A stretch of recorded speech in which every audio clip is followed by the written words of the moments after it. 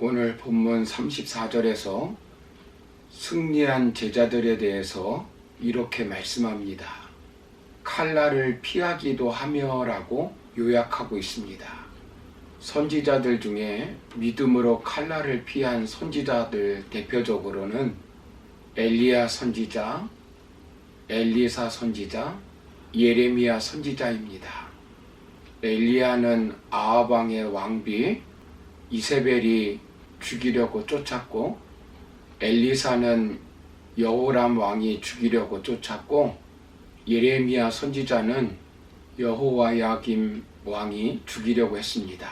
이런 위협 앞에서도 그들은 흔들리지 않는 믿음으로 하나님의 말씀대로 살며 하나님의 말씀을 담대히 전했습니다.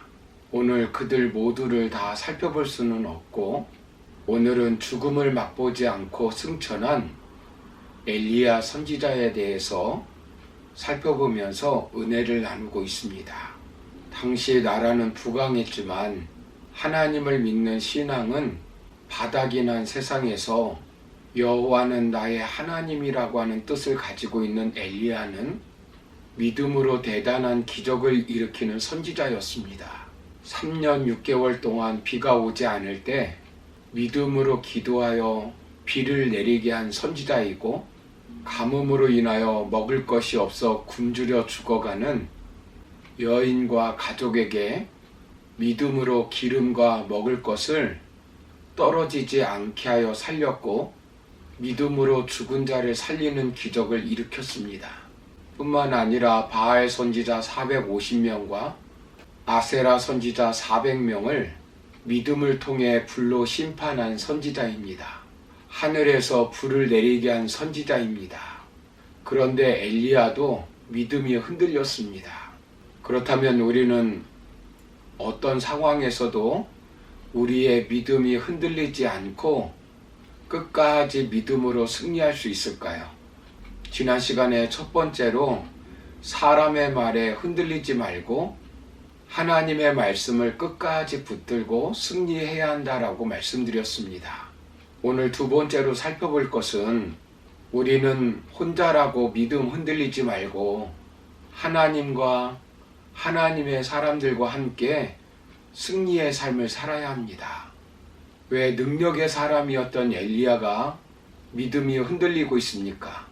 열왕기상 19장 10절을 보시면 그가 대답하되 내가 만군의 하나님 여호와께 열심히 유별하오니 이는 이스라엘 자손이 주의 언약을 버리고 주의 제단을 헐며 칼로 주의 선지자들을 죽여 싸우며 오직 나만 남았거늘 그들이 내 생명을 찾아 빼앗으려 하나이다 라고 말씀합니다.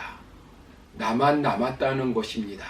그래서 나 홀로 있어서 도저히 저들을 이길 수 없다는 것입니다. 나를 도와주고 이 힘든 시기에 나와 함께하는 사람이 아무도 없다는 것입니다. 그래서 동굴에 들어갑니다. 현실을 도피하고 은둔 생활을 합니다. 이세벨과 바알 선지자, 아세라 선지자들을 피해 동굴로 숨어 들어갔습니다. 엘리야는 하나님이 주시는 천사표 음식을 먹고 새 힘을 얻어서 호렙산에 갔는데도 그런 것입니다. 이때 하나님이 어떻게 합니까? 여호와의 말씀이 그에게 임합니다. 아무도 없는 굴에 자기 홀로 있었던 것 같은데 그곳에 하나님이 찾아오신 것입니다. 아무도 자기에게 관심이 없었던 것 같은데 하나님이 함께 하시는 것입니다. 현실을 도피하고 떠나 있는 엘리야에게 하나님이 물어보십니다. 엘리야야, 네가 어찌하여 여기 있느냐? 하나님이 몰라서 물어보는 것이 아닙니다. 네가 있어야 할 곳이 여기가 아니라고 하는 말입니다. 그때 엘리야는 무슨 말을 합니까? 10절을 보시면 내가 만군의 하나님 여호와께 열심히 유별하오니 라고 말씀합니다. 자기만 특별히 하나님을 잘 섬겼고 자기 백성들은 그렇지 않았다는 것입니다. 그런데도 아무도 알아주지 않았다는 것입니다. 하나님도 알아주지 않고 자신을 이렇게 방치했다는 것입니다. 이스라엘 백성은 어떻다는 것입니까? 주의 언약을 버렸다는 것입니다. 주의 제단을 헐었다는 것입니다. 주의 선지자를 죽였다는 것입니다. 그런데 이제 자신만 남았는데 그들이 내 생명을 찾아 빼앗으려 한다는 것입니다. 이세벨의 포악한 박해도 힘들지만 이스라엘 백성들의 변절과 배신이 그를 더욱 힘들게 한 것입니다. 하나님의 침묵도 힘들다는 것입니다. 그들은 갈멜산에서 하나님의 능력이 나타날 때 분명히 엘리야를 환호하며 하나님은 여호와라고 외쳤지만 힘 앞에서 엘리야를 배척하고 하나님을 떠났다는 것입니다. 이제는 이세벨의 문제가 아니라 백성들이 더 그를 침체하게 만들고 우울하게 만들어 버린 것입니다. 그의 믿음을 흔들어 댄 것입니다. 이 말 속에는 하나님도 없고 사람도 없고 나 홀로 있다는 말이 함축되어 있습니다. 그의 믿음을 흔들어 댄 것입니다. 이때 하나님은 엘리야를 버리는 것이 아니라 엘리야를 찾아가서 내가 너와 함께하고 있다는 사실을 알려주고 있는 것입니다. 11절을 보시면 여호와께서 이르시되 너는 나가서 여호와 앞에서 산에 서라라고 말씀합니다. 하나님이 너와 함께 하시겠다는 것을 보여주겠다는 것입니다.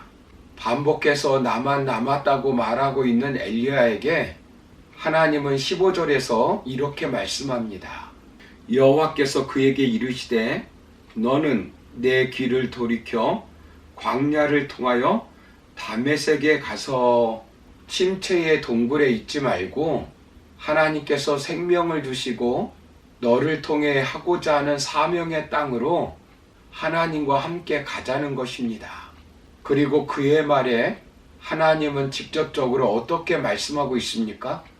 열왕기상 19장 18절을 보시면 그러나 내가 이스라엘 가운데에 7,000명을 남기리니 다 바알에게 무릎을 꿇지 아니하고 다 바알에게 입맞추지 아니한 자니라 라고 말씀합니다. 남은 자가 있다는 말입니다.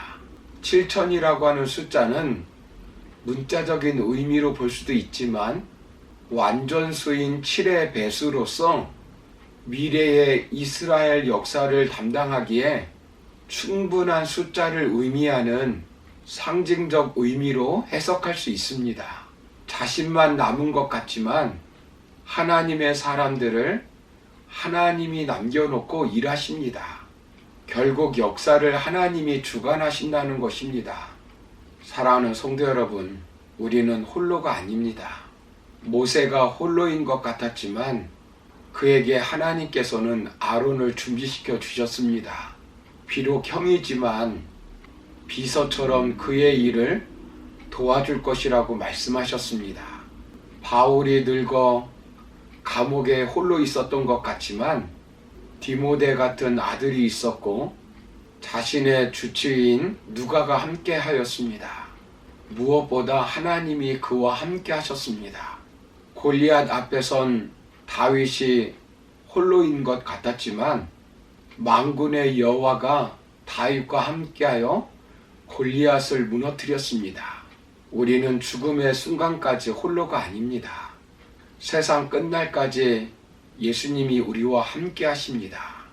그러므로 아무리 힘들고 어렵다 할지라도 홀로라고 생각하여 믿음이 무너지지 말고 예수님이 세상 끝날까지 나와 함께 하심을 믿고 주님을 바라보며 믿음으로 승리하는 저와 여러분 다 되기를 주님의 이름으로 축원합니다. 감사합니다.